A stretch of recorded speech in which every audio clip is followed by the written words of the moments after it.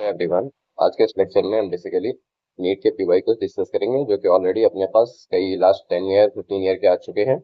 आगे जो चैप्टर है वो यूनिट और मेजरमेंट रहेगा। इससे आपको पता है कि 3 क्वेश्चन एग्जाम में देखे जाते हैं। बेसिकली एक आपका डायमेंशन से रहता है, दूसरा आपके एरर के क्वेश्चन रहते हैं और तीसरा आपका नॉर्मल बेसिकली फिजिकल क्वांटिटीज पे बेस्ड क्वेश्चन आ जाते हैं, राइट। तो इस तरीके से हम कुछ क्वेश्चन प्रैक्टिस करेंगे और उस टाइप के क्वेश्चन एग्जाम में एक्सपेक्टेड भी रहते हैं हर साल, ठीक है। तो आपको किसी तरह डाउट रहेगा आप कमेंट कर सकते हैं। चलिए फिर सेशन स्टार्ट करते हैं। तो हम फुल टाइम बन रहे हैं, लाइक 2024 से 2023, लाइक 2024 एग्जाम होगा नो डाउट। तो 23, 22, 21 इस तरह के क्वेश्चन हम कर रहे होंगे आज के सेशन में। देखते हैं, ज्यादा क्वेश्चन ट्राई करेंगे और बाकी आपके लिए कुछ होमवर्क भी रहेंगे, ये आपको पीपीटी प्रोवाइड करा दी जाएगी, इसके पीडीएफ आपको दे दिए जाएंगे। तो चलिए स्टार्ट करते हैं और फिर आगे बढ़ते हैं। Okay, see the question. The error in the measurement which arises due to the unpredictable functions, fluctuation in the temperature and the voltage supplies are. Okay.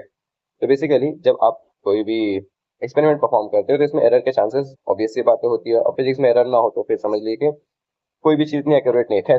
बात है कि सर ये किस टाइप की एरर होगी, तो आपने एरर के टाइप पढ़े रखे होंगे। तो इसमें जो कि एक्सटर्नल फैक्टर की वजह से अपने को मतलब लाइक फ्लक्चुएशन दिखते हैं रीडिंग वगैरह में, तो इसके एक्सटर्नल कॉज जो होते हैं, मतलब एक्सटर्नल रीजन की वजह से जो कॉज होता है अपने को एक्सपेरिमेंट में, वो एक ही होता है, that is due to the okay random error. आप क्या कह सकते हो, due to the random error.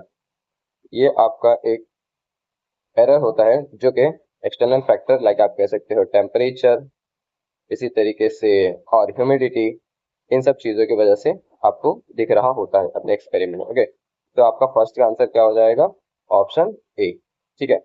Second देखिए, सेकंड क्वेश्चन अगर आप देखेंगे तो सेकंड क्वेश्चन में वो कह के आ रहे हैं, a metal wire has mass 0.4, okay, that is delta m is around 0.4 and the actual mass is or let's say that is m only, okay, and delta m is 0.002 बराबर है।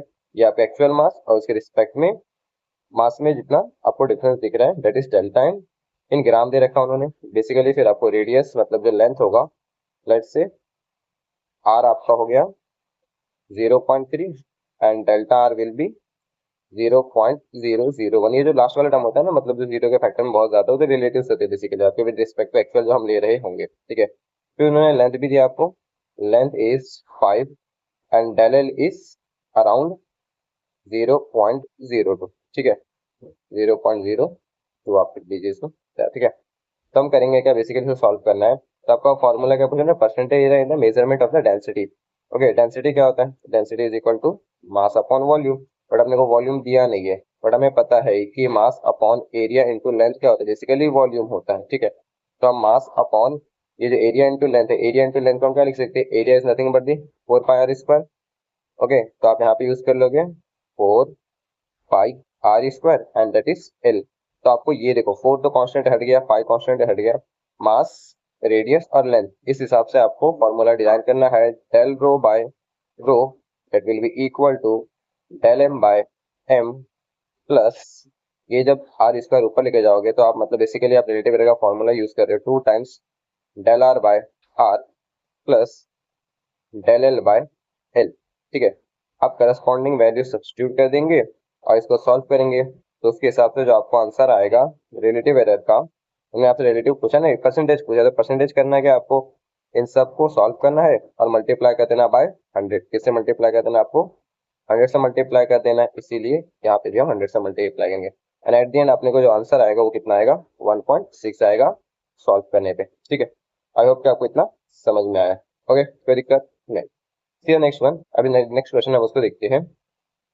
The area of the rectangular field, okay, of length, कितना length दे रखा उन्होंने, length is given around 55.3 metre, that is L, okay, and the breadth is how much, 25 metre. After rounding off the values of the current significant figure. अभी the correct significant figure जो होता है, आपने significant figure पढ़े होंगे no doubt, आपके revision चल रहे, इतना आपको आता होगा, नहीं आता तो आप कमेंट कर सकते हैं, उस पर फिर इन डिटेल देखेंगे, ठीक है। तो अपने वो चाहिए क्या, area of the rectangle basically is nothing but the length into breadth, ठीक है। What is length, 55.3 and the breadth is 25। अब आपको जिसको मल्टीप्लाई करना है, फिर जो आंसर आएगा उसको राउंड ऑफ फिगर तक लेके जाना है। तो चलिए देखते हैं कितना आता है। तो 55.3 into 25 5 is a 50, 1, 25, 126, 2, 25, 27. Okay, next one, 6, 0, 1, 10, 11. Add कर लीजिए 5, 12, 1, 8, 3. Okay, and this one 1. ठीक है, अभी आप क्वेश्चन में देखेंगे तो आपका max to max up to 1 digit तक लिया गया है. ठीक है, तो उस हिसाब से हम अगर आए यहाँ पे तो अप टू 1 डिजिट मतलब आपका आंसर देखिए, तो पॉइंट है, इसको तो आप हटा देंगे तो बच जाएगा आपका 13.8.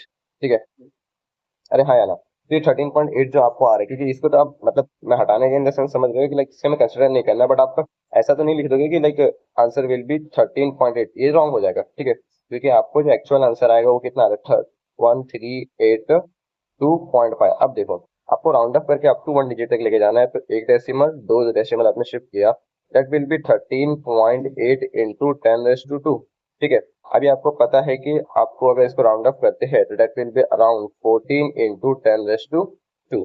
That will be our actual answer. मतलब ऑप्शन क्या आ जाएगा, option D will be the right one. ठीक है, ऑप्शन डी आपका राइट हो जाएगा. इतना समझ में आया? Yes. And next one is the fourth question is given here, they are asking for the dimension. अभी डायमेंशन क्या है, तो dimension is given L1 M1 T-2. ये आपको पता ही डायमेंशन होता है फोर्स का. यस, और वहां पे करंट रेस टू -2 मतलब एम्पेयर स्क्वायर इनवर्स लिखा उन्होंने. तो बेसिकली जो आता है डायमेंशन जिसका आता है मैग्नेटिक परमियाबिलिटी आता है, permeability that is equal to mu naught, and that will be equal to L1 M1 T-2 and A-2. That will be our dimension. तो ऑप्शन क्या आ जाएगा, option C, that is magnetic permeability.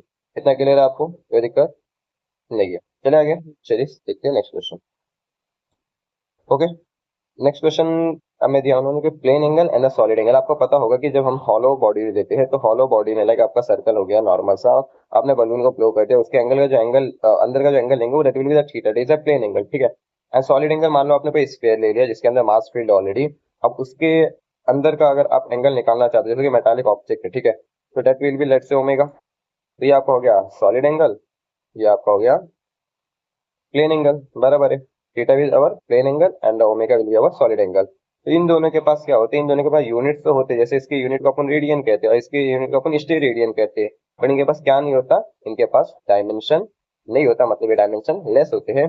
तो इनके पास units होते हैं but dimension नहीं होते, तो option A will be right one. ठीक है, फिर सिक्स क्वेश्चन, उन्होंने आपको एनर्जी अपॉन जी का रेशियो दिया. ठीक है, देखिए दो क्वेश्चन आप मतलब दो ऑप्शन आपके पास यहाँ पे और दो ऑप्शन आगे दिए हुए हैं. ठीक है, तो इस हिसाब से आपको आंसर करना है. अभी बोलिए sir what is the E. E here energy का डायमेंशन है और जी आपका ग्रेविटेशनल कांस्टेंट का डायमेंशन है, मतलब आपको ई बाय जी का रेशियो चाहिए जस्ट. ओके, तो देखिए अभी एनर्जी क्या होता है, बेसिकली एनर्जी जो है आप कह सकते हो कि सर वर्क डन और एनर्जी की जो डायमेंशन होती है वो सेम होती है, तो that will B L2 M1 T-2. ठीक, आपको नहीं भी आता तो फिर भी आप निकाल सकते हैं. अभी क्या है, G is a gravitational constant, value 6.67 10⁻11 newton metre square पर केजी स्क्वायर. अब सुनो, ठीक है, हमने लिखा पहले न्यूटन के लिए, मतलब फोर्स का डायमेंशन L1 M1 T-2 बराबर है. मीटर स्क्वायर है मतलब बेसिकली लेंथ स्क्वायर, तो ये वाला यहाँ पे का फैक्टर आ जाएगा लेंथ स्क्वायर. यहाँ पे केजी है मास, तो ये ऊपर जाके हो जाएगा आपका M-2 M-2, राइट. इस तरीके से आपका एक नया आ गया, मतलब रेशियो आ गया. उसको सॉल्व कीजिए, आप देखिए कितना आता है. तो आपके पास L3 और यहाँ पे L2, तो ये L ऊपर जाके एक -1 बच जाएगा, L-1. ठीक, व्हाट अबाउट मास, यहाँ पे M आपके पास -2 है, M+1 है, तो यहाँ पे बच जाएगा -1 -1 जाएगा ऊपर जाएगा +1, मतलब basically that will be the M2. या T यहाँ पे भी -2 कैंसल आउट हो गया.